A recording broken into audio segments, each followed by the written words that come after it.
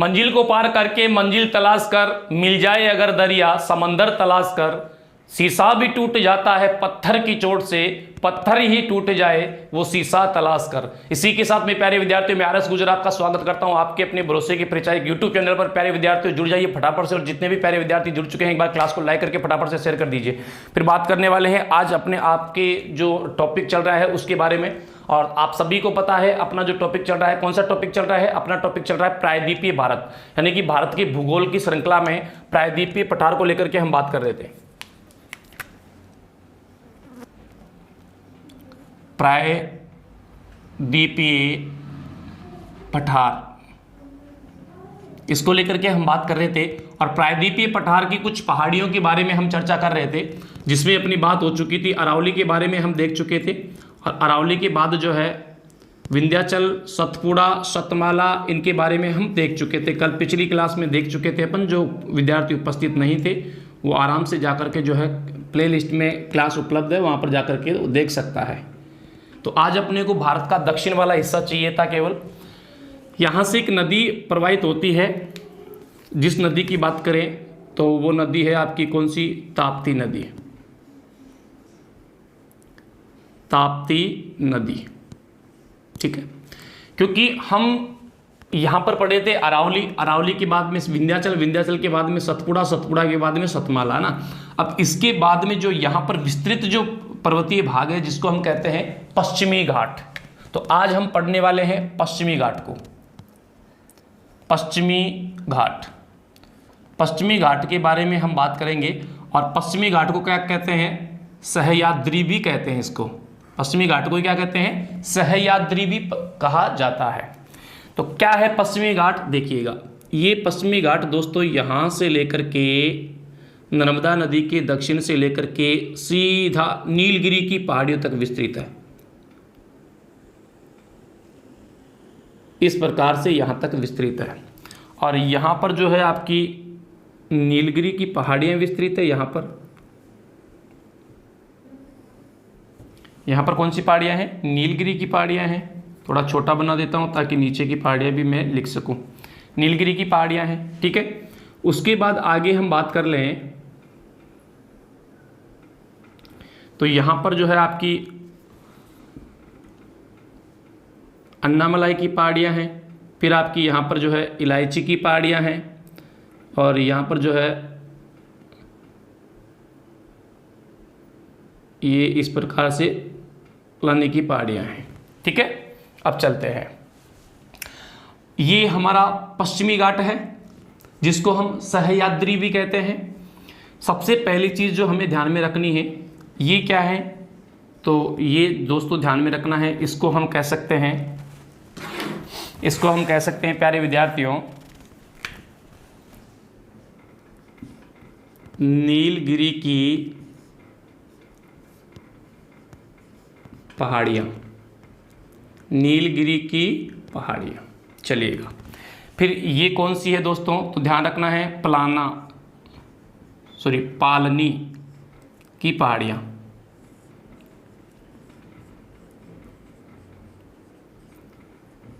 उसके बाद में ये कौन सी है दोस्तों, ये है इलायची की पहाड़ियाँ या कार्डेमम की पहाड़ियाँ। इलायची की पहाड़ियाँ। और उसके बाद हम बात करें तो ये कौन सी है, ये है आपकी अन्नामलाई की पहाड़ियाँ। अन्नामलाई की पहाड़ियाँ, मलाई की पहाड़ियाँ कौन सी है भाई, तो अन्नामलाई की पहाड़ियाँ ये।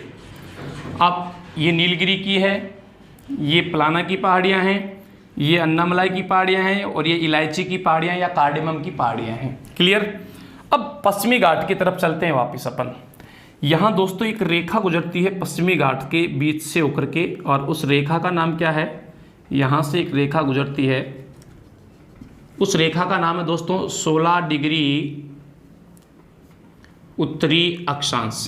क्या नाम है, 16 डिग्री उत्तरी अक्षांश। पश्चिमी घाट या सह्याद्री के मध्य से एक रेखा प्रवाहित होती है, गुजरती है, जिसका नाम है 16 डिग्री उत्तरी अक्षांश। और यह रेखा सह्याद्री को या पश्चिमी घाट को दो भागों में डिवाइड करती है। कौन कौन से में? एक तो हो जाएगा उत्तरी सह्याद्री,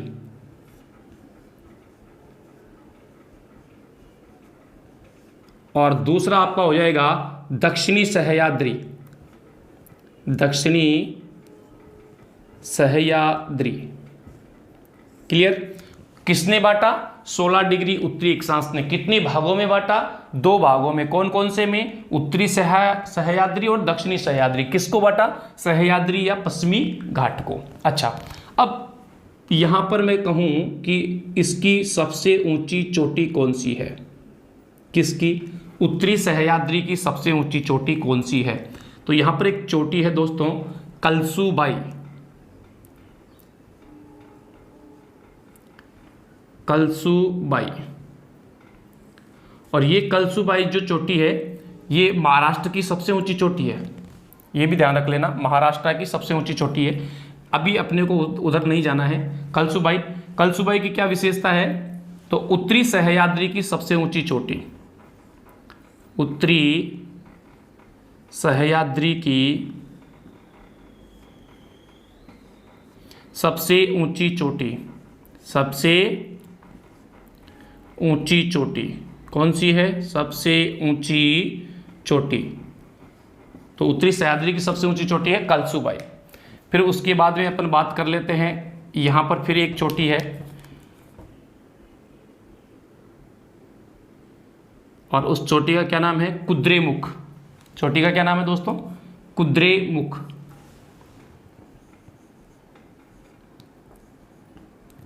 कुद्रेमुख। ये कुद्रेमुख दक्षिणी सह्याद्री की सबसे ऊंची चोटी है। कुद्रेमुख क्या है? दक्षिणी सह्याद्री की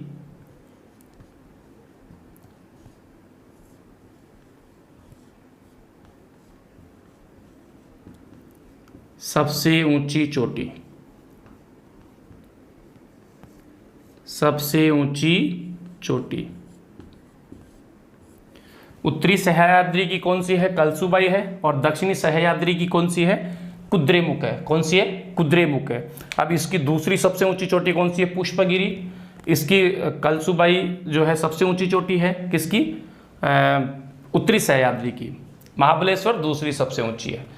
उधर नहीं जाना है, ज़्यादा डिटेल अपने को यहाँ पर नहीं लेनी है, क्योंकि एक साथ सारी चीज़ें मैं अभी यहाँ पर आपको बताऊँगा तो फिर है ना, मतलब एक प्रकार से घास काटना हो जाएगा। तो स्टेप बाय स्टेप हम जो है सारी चीज़ें देखने वाले हैं, छोड़ने वाले कुछ भी नहीं है। एक बार पुनः ध्यान से समझिएगा। अभी तक भी जिन्होंने क्लास को लाइक नहीं किया ना, पहले तो लाइक करो भाई फटाफट से, और जिन्होंने चैनल को सब्सक्राइब नहीं किया है फटाफट से सब्सक्राइब कर ले, क्योंकि मैं इसी प्रकार की वीडियो आपके लिए रोज़ाना लेकर के आने वाला हूं। राजस्थान जीके से रिलेटेड भी लेकर के आऊँगा और भारत के जीके से भी रिलेटेड लेकर आऊँगा। चाहे आप इतिहास की बात कर ले, चाहे आप ज्योग्राफी की बात कर ले, चाहे आप पॉलिटी की बात कर ले, चाहे आप आर्ट एंड कल्चर की बात कर ले। आपको कमेंट करके बताना है कौन से टॉपिक्स आपको जो है पढ़ने हैं। तो सभी विद्यार्थी भाई कमेंट जरूर, चैनल को सब्सक्राइब जरूर करें, लाइक करें, शेयर करें और कमेंट करके बताएं क्लास कैसी लगी। चलिएगा, तो प्रायद्वीपीय पठार की हम बात कर रहे थे। प्रायद्वीपीय पठार में हम पहुंच चुके थे पश्चिमी घाट पर, जिसको हम सह्याद्री के नाम से भी जानते हैं। इस पश्चिमी घाट या सह्याद्री के बीच से एक रेखा गुजरती है जिसका नाम है 16 डिग्री उत्तरी अक्षांश। क्या नाम है रेखा का? 16 डिग्री उत्तरी अक्षांश। 16 डिग्री उत्तरी अक्षांश ने सह्याद्री या पश्चिमी घाट को दो भागों में डिवाइड किया। कौन कौन से में? उत्तरी सह्याद्री और दक्षिणी सह्याद्री में। कौन कौन से में? उत्तरी सह्याद्री और दक्षिणी सह्याद्री में। अब बात करें उत्तरी सह्याद्री की सबसे ऊंची चोटी कौन सी है, तो कलसूबाई उत्तरी सह्याद्री की सबसे ऊंची चोटी है, जबकि कुद्रेमुख दक्षिणी सह्याद्री की सबसे ऊंची चोटी है। फिर से बता रहा हूं, कलसूबाई उत्तरी सह्याद्री की सबसे ऊंची चोटी है और कुद्रेमुख दक्षिणी सह्याद्री की सबसे ऊंची चोटी है। उसके बाद हम आगे बात कर लें तो यहाँ पर जो है ये कौन सी पहाड़ियाँ हैं? नीलगिरी की पहाड़ियाँ हैं जो 3 राज्यों में फैली हुई है, कर्नाटक, केरल और तमिलनाडु। अभी अलग से पढ़ाऊंगा, एक एक चीज़ को पढ़ाऊंगा, टेंशन मत लो। अन्नामलाई की पहाड़ियाँ अलग से पढ़ेंगे, इलायची की अलग से, सारी चीज़ें अलग से अपन पढ़ेंगे, ठीक है। तो ये नीलगिरी की पहाड़ियाँ हैं, यानी कि ताप्ती नदी से लेकर के नीलगिरी की पहाड़ियों तक जो है ये विस्तृत है। कौन सी पहाड़ियाँ? कौन सा घाट? पश्चिमी घाट यहाँ से लेकर के, ताप्ती से लेकर के इसके मध्य विस्तृत है। और यहाँ से हमसे क्या क्वेश्चंस पूछ सकता है एग्जामिनर, कौन कौन से क्वेश्चन बन सकते हैं? तो मुख्यतः जो क्वेश्चन बन सकते हैं, पहली चीज तो आपसे पूछा जा सकता है कि जो पश्चिमी घाट या सह्याद्री है, इसको दो भागों में डिवाइड करने वाली रेखा कौन सी है? तो वो है 16 डिग्री उत्तरी अक्षांश है। फिर उसके बाद आपसे पूछ ले कि कौन कौन सी दो भागों में बांटता है, उत्तरी सह्याद्री और दक्षिणी सह्याद्री में। फिर पूछ ले उत्तरी सह्याद्री की सबसे ऊंची चोटी कौन सी है, दक्षिणी सह्याद्री की सबसे ऊंची चोटी कौन सी है। इस प्रकार के क्वेश्चंस आपसे जो है पूछ सकता है।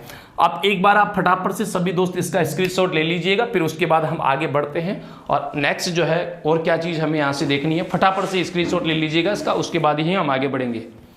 चलिए सभी दोस्त भाई स्क्रीनशॉट ले लो फटाफट से, क्योंकि मज़ा आने वाला है। आगे की सारी चीज़ें अपन यहीं पर देखने वाले हैं, इसी में कड़ी बाई कड़ी जो है सारी चीज़ें अपन पढ़ने वाले हैं, और क्या क्या चीज़ें यहाँ की इंपॉर्टेंट है वो सारी चीज़ें अपन देखने वाले हैं।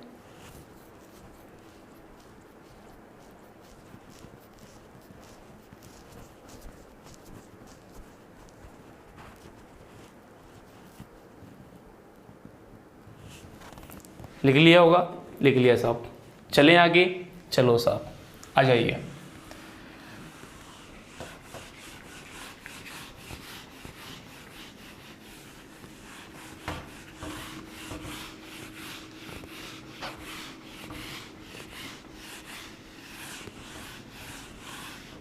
देखो यहाँ इस घाट की अगर अपन बात कर लेते हैं, तो इस घाट पर अपने पास जो राज्य स्थित हैं उनकी थोड़ी सी अपन बात कर लें।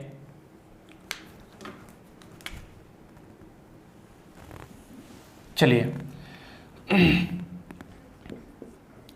पश्चिमी घाट, तो पश्चिमी घाट की हम बात कर लें। पश्चिमी घाट पर में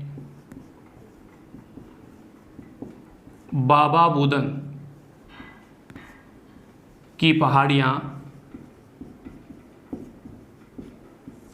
व कुद्रेमुख, लौह अयस्क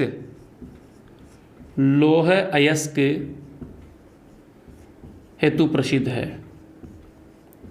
किसके लिए प्रसिद्ध है? लौह अयस्क हेतु प्रसिद्ध है। जिसमें से मैं बात कर लूँ, बाबा बुदन की पहाड़ियाँ जो है, जो कॉफ़ी के उत्पादन के लिए भी जानी जाती है, अगर आपको ध्यान हो तो, कॉफ़ी उत्पादन हेतु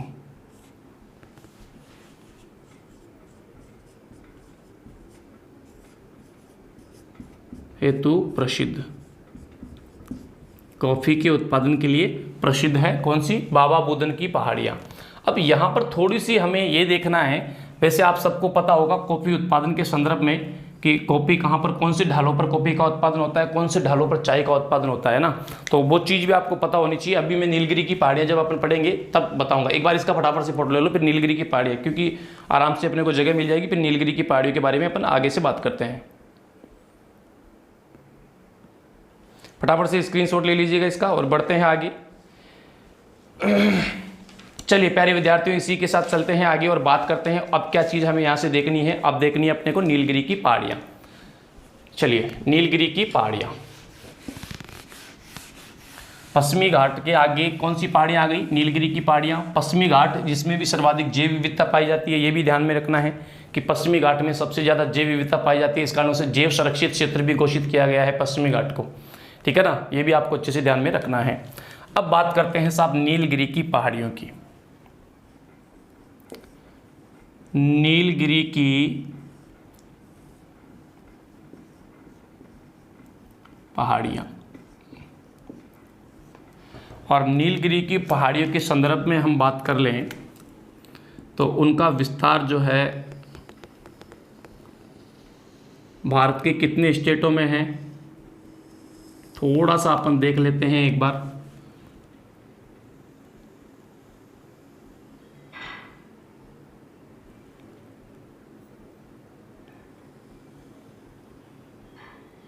ये इस प्रकार से है।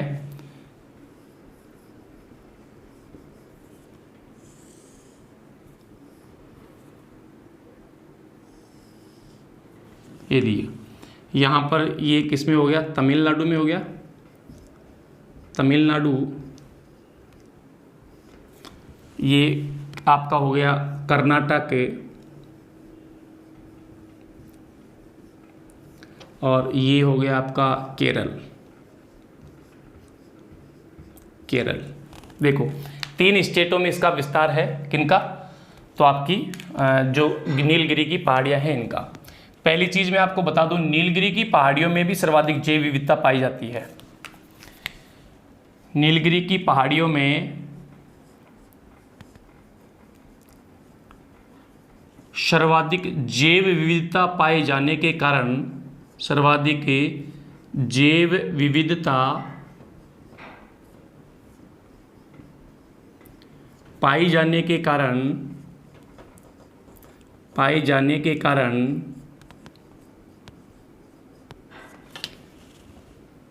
जैव संरक्षित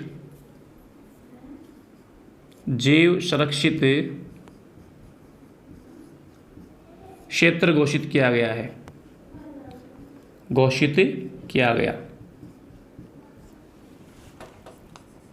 और ध्यान रखना है, सबसे ज़्यादा जैव विविधता यहाँ पर, मतलब जैव विविधता यहाँ पर भी पाई जाती है, इस कारण इसको जैव संरक्षित क्षेत्र घोषित किया गया है। और ध्यान रखना है कि नीलगिरी की पहाड़ियाँ जो है ये भारत का पहला जैव संरक्षित क्षेत्र है। भारत का प्रथम जैव संरक्षित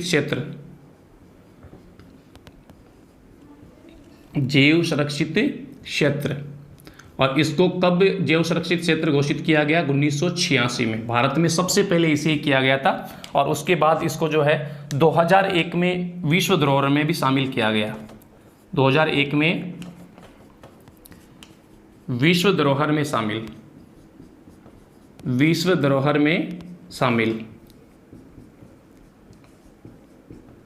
किया गया। तो ये चीज़ भी आप जो है ध्यान रखें, ये चीज़ें भी आप ध्यान रखें। नीलगिरी की पहाड़ियों के संदर्भ में अभी बात करेंगे, यहाँ पर कृषि को लेकर के भी हम चर्चा करने वाले हैं। लेकिन उससे पहले कुछ महत्वपूर्ण बातें जो हमें यहाँ से जाननी है वो क्या क्या चीज़ें हैं एक बार जान लेते हैं। देखिए, कर्नाटक में भी इसका विस्तार है, केरल में भी इसका विस्तार है और तमिलनाडु में भी इसका विस्तार है। किनका? नीलगिरी की पहाड़ियों का।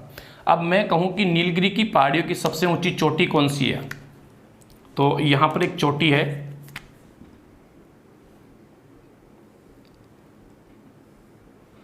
और उस चोटी का नाम क्या है? डोडा बेटा। चोटी का नाम क्या है दोस्तों? डोडा बेटा।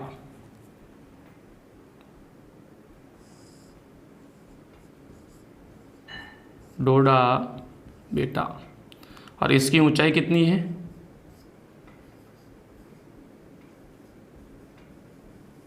37 मीटर। ये नीलगिरी की पहाड़ियों की सबसे ऊंची चोटी है। अच्छे से आपको ध्यान में रखना है। नीलगिरी की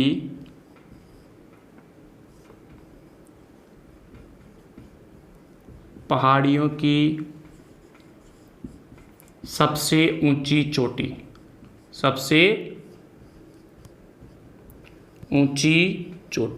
ये ही ध्यान नहीं रखना है, ये डोडा बेटा दक्षिणी भारत की दूसरी सबसे ऊंची चोटी है। दक्षिण भारत की दूसरी सबसे ऊंची चोटी। पहली कौन सी है? वो आगे आएंगी, अन्नामलाई की पहाड़ियों में स्थित है, नायमुडी, वो है ना। तो डोडा बेटा जिसकी ऊंचाई है 2637 मीटर, ये नीलगिरी की पहाड़ियों की तो सबसे ऊंची चोटी है। नीलगिरी की पहाड़ियों की तो सबसे ऊंची चोटी है, लेकिन दक्षिणी भारत की दूसरी सबसे ऊंची चोटी है। दक्षिण भारत की कौन सी? दूसरी सबसे ऊंची चोटी है, यानी कि दक्षिणी भारत में दूसरा नंबर है और नीलगिरी की पहाड़ियों में पहला नंबर है। नीलगिरी की पहाड़ियों में इनसे ऊंची कोई चोटी नहीं है, इससे ऊंची। ठीक है, अब आपसे पूछ ले कि नीलगिरी की पहाड़ियों का सबसे ज्यादा विस्तार कहां पर है, तो ध्यान रखना है, नीलगिरी की पहाड़ियों का सर्वाधिक विस्तार है तमिलनाडु में। सर्वाधिक विस्तार। और इसी तमिलनाडु में बात करें तो यहां पर दोस्तों आपने सुना होगा, ऊटी का नाम सुना होगा। ऊटी, उदक मंडल, जिसको हम ऊटी भी कहते हैं, ऊटी भी कहते हैं। और ये है कहाँ पर? तमिलनाडु में है। दक्षिणी भारत का प्रसिद्ध हिल स्टेशन उदकमंडल, क्या है ये? तो ये दक्षिण भारत का प्रसिद्ध हिल स्टेशन, प्रसिद्ध हिल्स स्टेशन, दक्षिण भारत का प्रसिद्ध हिल स्टेशन उदकमंडल, जिसे हम ऊटी के नाम से जानते हैं, जो तमिलनाडु में नीलगिरी की पहाड़ियों में ही स्थित है। तो इसके बारे में भी आपको अच्छे से ध्यान में होना चाहिए।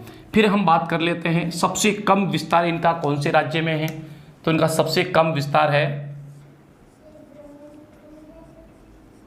न्यूनतम विस्तार, तो न्यूनतम इसका विस्तार जो है वो कहाँ पर है? कर्नाटक में है। और सबसे ज़्यादा विस्तार जो है वो कहाँ पर है? तो अच्छे से ध्यान में रखना है आपको, सबसे ज़्यादा विस्तार है आपका इसका तमिलनाडु में। इसके बारे में भी अच्छे से आपको पता होना चाहिए। अब इसके बाद आगे हम बात कर लेते हैं केरल के संदर्भ में। ये केरल वाला जो भाग है, इसमें जो है यहाँ पर वन पाए जाते हैं। केरल वाले पोर्शन में यहाँ पर क्या पाए जाते हैं? इसमें वन पाए जाते हैं। और वन कैसे पाए जाते हैं उनको लेकर के थोड़ा सा हम बात करते हैं, क्योंकि वन तो इधर भी पाए जाते हैं, लेकिन यहाँ पर जो वन पाए जाते हैं केरल में, वो कैसे पाए जाते हैं दोस्तों? तो इसमें जो है सदाबहार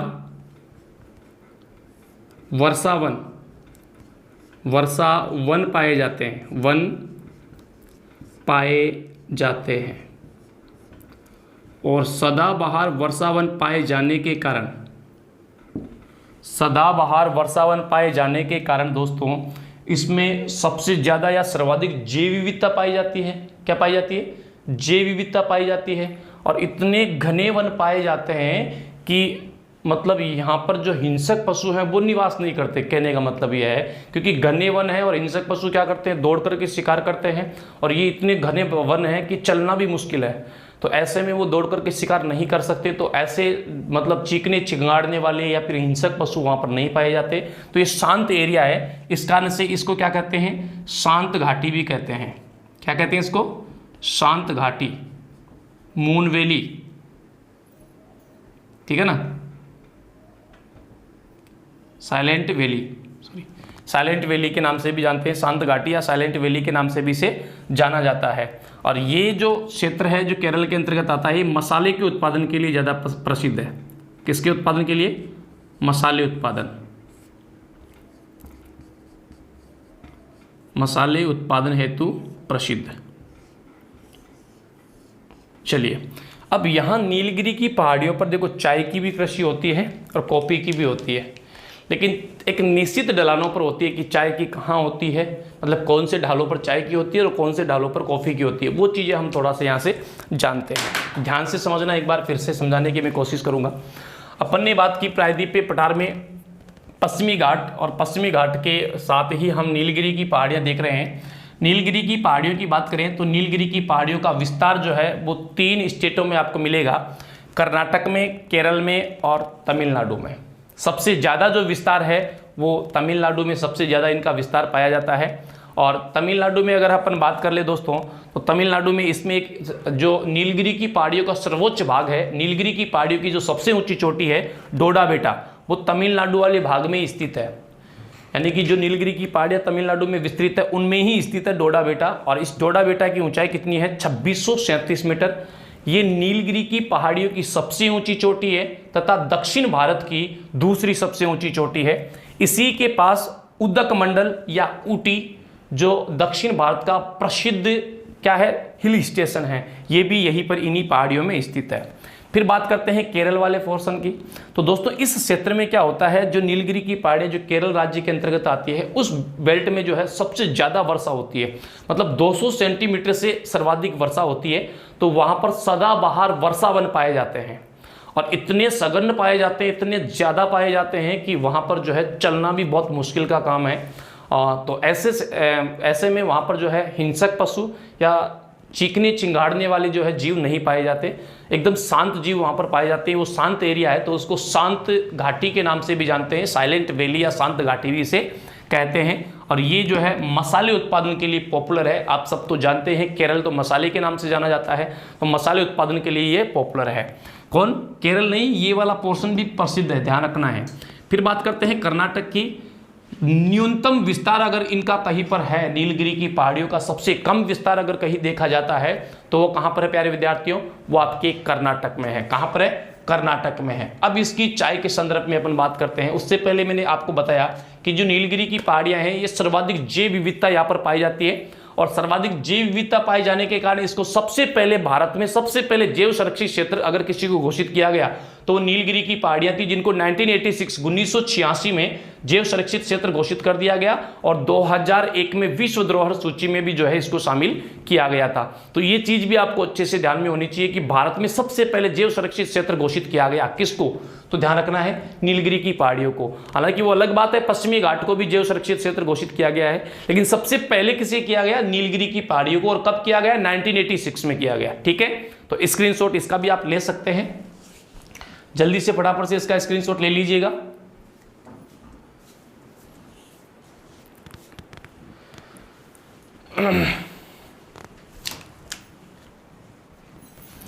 ले लिया होगा आपने, और ले लिया तो मैं आगे चलता हूं। अब थोड़ी सी एक चीज और बतानी है।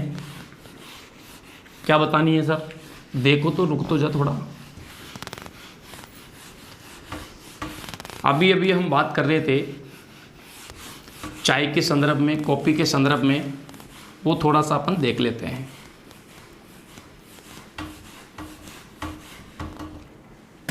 देखो, चाय या कॉफ़ी की अपन बात करें दोस्तों, तो जो नीलगिरी की जो पहाड़ियों का जो ढाल है, ये कौन सा ढाल है? ये पूर्वी ढाल है। और ये कौन सा है? ये पश्चिमी ढाल है। पश्चिमी ढाल, ये तो सब जानते हैं। अब ये जो पूर्वी ढाल है, यहाँ पर तो क्या पड़ेंगी? सीधी किरणें पड़ेंगी सूर्य की। और ये जो है पश्चिमी ढाल, इस पर सूर्य की क्या पड़ेंगी? तिरछी किरणें पड़ेंगी। क्या पड़ेंगी? तिरछी किरणें पड़ेंगी। तो जो तिरछी किरणों वाला जो बेल्ट है, इसमें तो किसकी कृषि की जाएगी? और जो सीधी किरणों वाला जो बेल्ट है या जो पहाड़ी ढाल है, उस पर किसकी कृषि की जाएगी? तो दोस्तों ध्यान रखना है, इसमें की जाती है कॉफ़ी की कृषि। कॉफ़ी की कृषि। और इस वाले में की जाती है, पश्चिमी ढालों पर की जाती है चाय की कृषि। चाय की कृषि। देखो, आपसे पूछे नीलगिरी की पहाड़ियों के पूर्वी ढालों पर कृषि की जाती है, कौन सी? कॉफ़ी की। नीलगिरी की पहाड़ियों के पश्चिमी ढालों पर किसकी कृषि की जाती है? तो वो की जाती है आपकी चाय की कृषि। ये अच्छे से आपको ध्यान में होना चाहिए। साथ ही कभी कभी पूछ लिया जाता है, इन नीलगिरी की पहाड़ियों में जो चंदन के वृक्ष है वो सबसे ज़्यादा कहाँ पर है? तो ध्यान रखना है, कर्नाटक में पाए जाते हैं चंदन के वृक्ष। चंदन के वृक्ष ये सबसे ज़्यादा कहाँ पर पाए जाते हैं? तो ये कर्नाटक में सबसे ज़्यादा पाए जाते हैं। कर्नाटक में सबसे ज़्यादा पाए जाते हैं कौन से? चंदन के वृक्ष। तो प्रायद्वीपीय पठार में हम नीलगिरी की पहाड़ियों की बात कर रहे थे, और नीलगिरी की पहाड़ियों में हमने बात कर ली है सारी चीज़ें कहाँ कहाँ पर विस्तृत है, उनकी सबसे ऊंची चोटी कौन सी है। फिर हम बात कर रहे थे चाय और कॉफ़ी के लिए, तो पूर्वी ढालों पर जो है कॉफ़ी का उत्पादन होता है, जबकि पश्चिमी ढालों पर जो है किसका उत्पादन होता है? चाय का उत्पादन होता है। पूर्वी पर कॉफ़ी का और पश्चिमी पर चाय का उत्पादन होता है। कॉफ़ी कौन कौन सी? अरेबिका और रोबस्टा जो है भारत में बोई जाने वाली किस्में हैं। जो अपन कृषि जब पढ़ेंगे तो वहाँ पर सारी किस्मों इसमें सारी बातें अपन वहाँ पर करेंगे। इसका भी एक बार आप स्क्रीनशॉट ले लीजिएगा।